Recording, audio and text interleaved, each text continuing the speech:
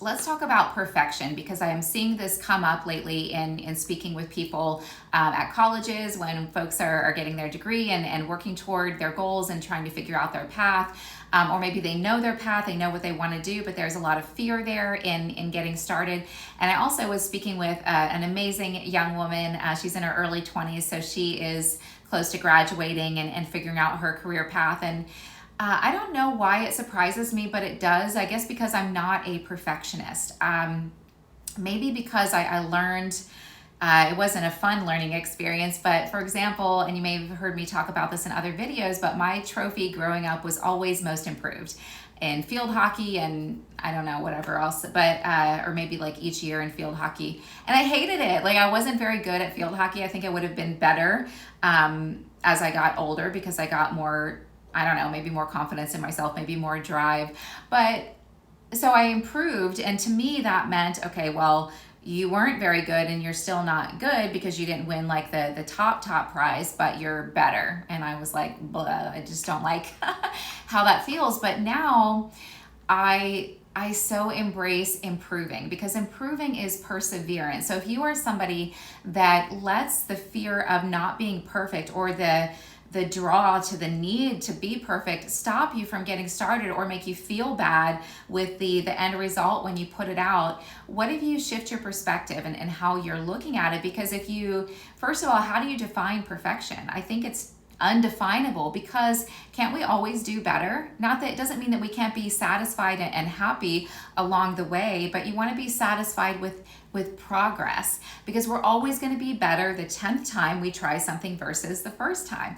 My first sales call, oh my goodness, I was doing advertising sales in for a magazine, and we were out in the field meeting with customers, but you had to first call and set up your appointments. And so I was in my little cubicle and there were other people that could hear me, and I was so nervous because they could hear me, and the first call was terrible.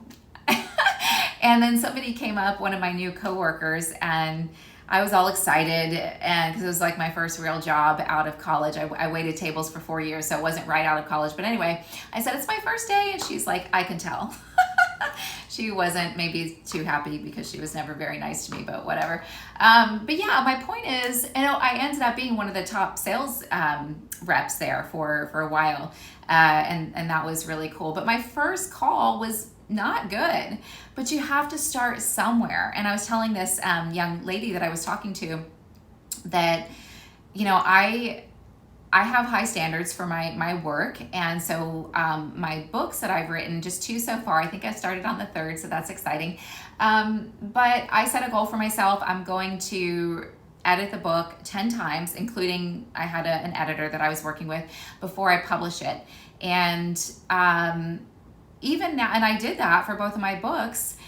And at a certain point, you have to hit publish. At a certain point, with my videos, I have to hit publish. That very first video, I was like, and I'm not encouraging anybody to go back and look at my earlier videos, but you can, I'm not taking them down because sometimes, well, I don't have time to do that anyway. But even if I did, I do in the back of my mind think, well, what if somebody looks at one of your older videos and then they look at one of your newer videos and there's still a ton of room to improve, and that's okay, but it might encourage them, hey, you don't have to be perfect. But anyway, back to the books, I'll pick one up now and I'll start to read it, and I just start editing, not in real life, but in my head, I start editing. And even some of the stuff, I'll think to myself, I cannot believe you put that in there. Oh my goodness, but whatever.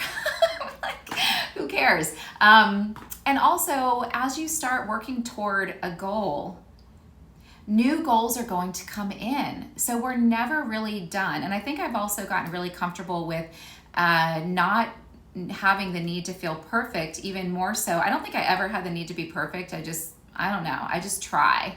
I just set my mind to something and I just try. So it's fitting for me to encourage others to do the same.